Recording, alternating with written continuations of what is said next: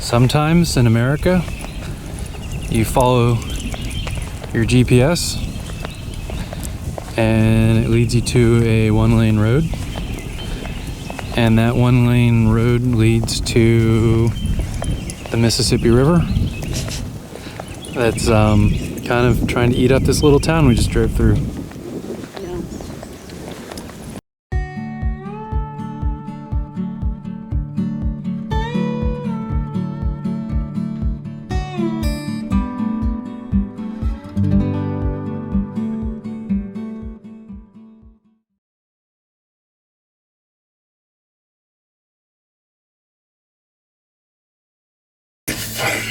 So here we are in the office, and the truck office.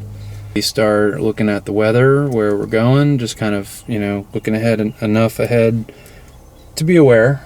I'm not trying to plan out everything, super minutely, but there's another cold front coming through in 3 days, and behind that cold front, all the way through the south, it's going to be cold. And snowing. And snowing in places. It's snowing. Yeah, like snowing in Kentucky, and then north of Kentucky, as we were supposed to go into Illinois, there will be snow. And it's not only do we not like snow, personally, I'm much rather prefer... Well, we're from Florida and we've never even driven in it. Well, that's the second part, but I don't like snow. My goal was to never, see it in a glacier way off in the distance, but I didn't want to see snow ever again in my life.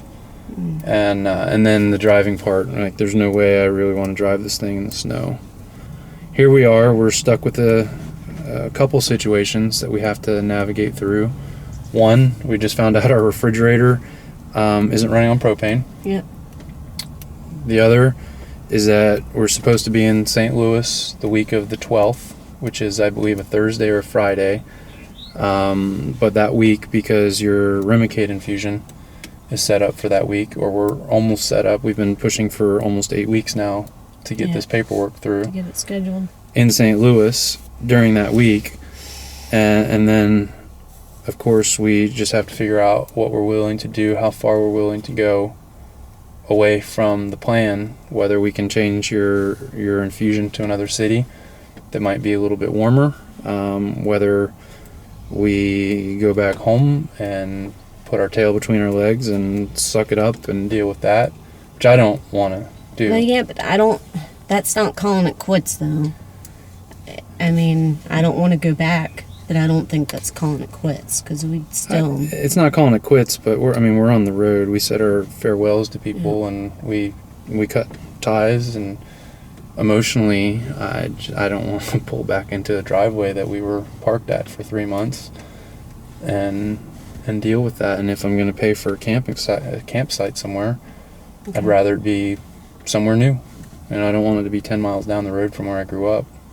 So there's that. And then what to do about this fridge, figure out who we can pay to fix it, because at this point I'd love to think that I could fix it, and I probably can with enough time. But it took us weeks to figure out the propane leak before, and shipping parts in and playing with parts that weren't the right ones and all that. We can't afford that now. We're on the road, and we can't afford to go without a fridge, which means there's no way we can boondock without it. We just can't do it. No, we could tough it up and just not take fridge stuff. We could buy a cheap little cooler and keep ice on it, or we have to go somewhere where we can plug in electric and run the fridge, because it runs on electric. So we can, as long as we're powered up, which kind of takes the fun away from what we're set up to do. Yep. But as long as we're powered up, we can still have the fridge. We just know that all the campsites we go to with power are going to cost us more than a free site out in the middle of nowhere.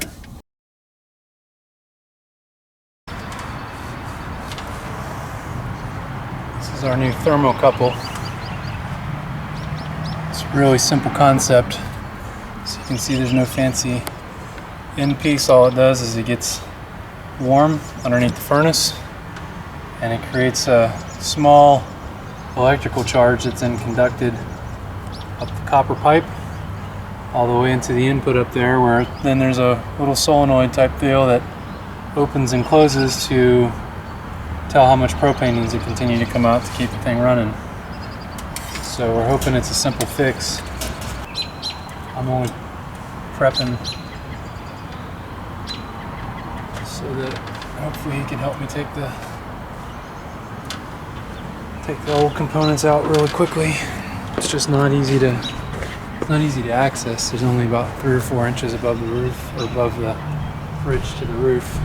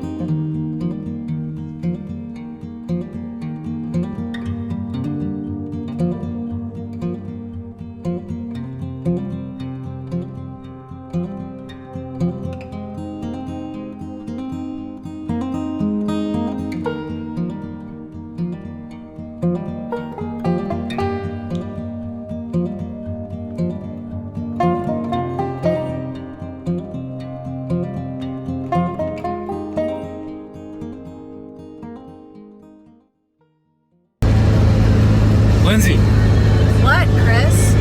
I don't know what state I'm in. What do you mean you don't know what state you're in? I mean, I don't know what state I'm in. Okay, well, calm down. How do you not know what state you're in? I just left Memphis. I don't know if I'm in Tennessee, Arkansas, Missouri, Kentucky, or Illinois. Wait a minute. I don't know what state we're in either. We'll just keep driving? Yeah, let's just keep driving.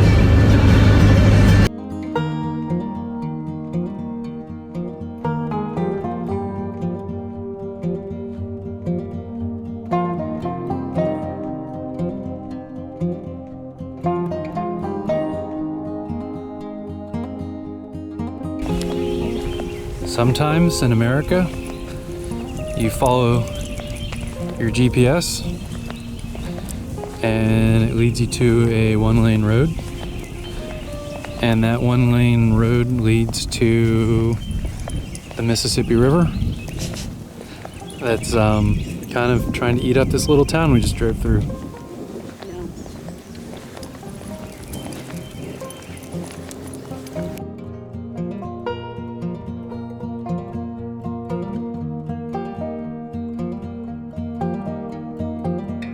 Hey, Chris, Yeah, babe.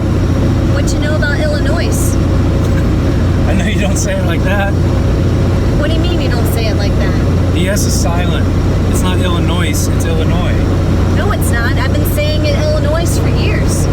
Just because you've been saying it for years doesn't mean it's right. Okay. What you know about Illinois? I know Abraham Lincoln chopped down a cherry tree in Illinois. No, babe. That was George Washington. Oh, George Washington chopped down a cherry tree in Illinois? No. Abe Lincoln never lied.